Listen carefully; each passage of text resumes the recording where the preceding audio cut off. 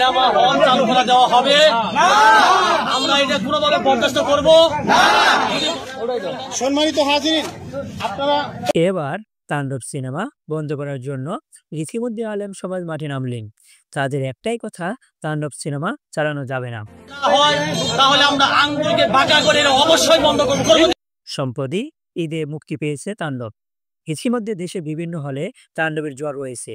হলগুলোতে দেখা যাচ্ছে উপচে পড়া ভিড়। তবে এবার যেন রীতিমতো সমালোচনার মুখে এই তাণ্ডব। সম্প্রতি আজ দেশের কোনো এক গ্রামে আলেম সমাজ ইতিমধ্যে আন্দোলন করেন। তাদের দাবি, তাণ্ডব সিনেমা চালানো যাবে না।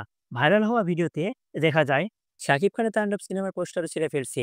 অন্যদিকে একজন বলেন, আমাদের আলেম সমাজ গ্রামে কোনো রকম সিনেমা চালানো যাবে না, বন্ধ করতে হবে এসব সিনেমা। অন্যদিকে গ্রামের নাম না জানা গেলেও